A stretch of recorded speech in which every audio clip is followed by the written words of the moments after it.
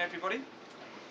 We're here to say goodbye to Michelle after 4 years in charge of London ISD and recently in charge of global GFM IT. 4 long years. As is traditional on these occasions, I have asked around for any stories to tell about Michelle and his time in London. There are many contributions, especially from my MT colleagues. Fortunately, some of them have turned out to be repeatable. But first of all, one of my colleagues always finds it amusing when introducing Michelle to new people.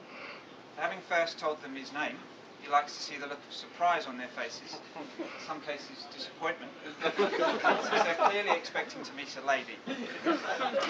I think you'll agree he doesn't look very feminine. Okay, so about 3 years ago, we persuaded Michelle to take part in the London Triathlon with some of our colleagues from Risk IT.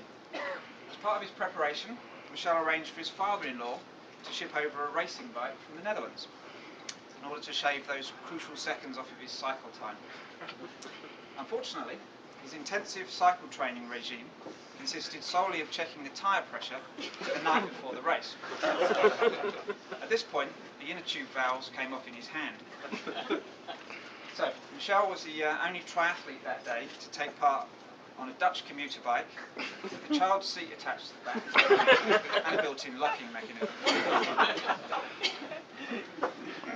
Okay, so Michelle likes to intersperse his hard work with lengthy foreign holidays. So a couple of years ago, he booked a month off over Christmas and took his family off to Thailand. So, being pretty conscientious, Michelle arranged to take care of some of his key responsibilities remotely. One of the things that happens around that time is we have to deal with the compensation round. So Michelle arranged to give me a call and tell me about the annual bonus pool. So when I answered the phone, Michelle told me that he was sitting on a balcony, watching the sunset, with a cigar in one hand, a cocktail in the other. When he told me the size of the bonus pool, I could only assume that he'd spent most of the money on holidays, cigars and cocktails.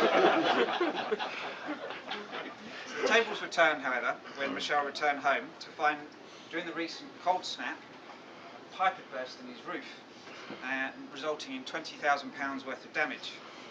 In fact, I'm told that now the house is going to be demolished and rebuilt. So any parallel with the current state of ISD is purely that wasn't my contribution. Okay, where do we go? Sticking with the holiday theme then, Michelle managed to time a holiday in the Caribbean last year with the eruption of the Icelandic volcano and the resulting ash cloud.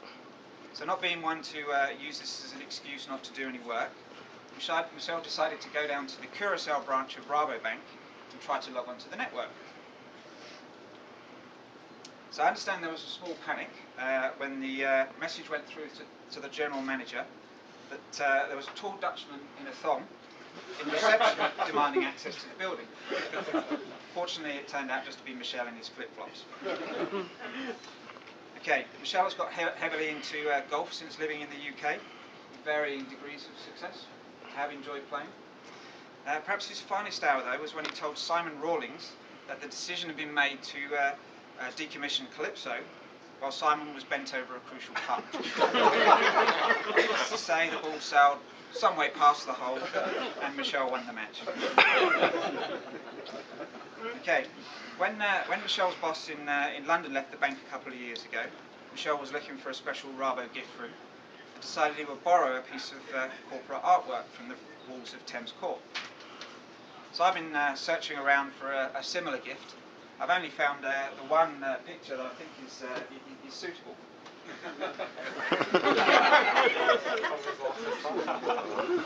This remarkable piece of art seems to be completely invisible to HR.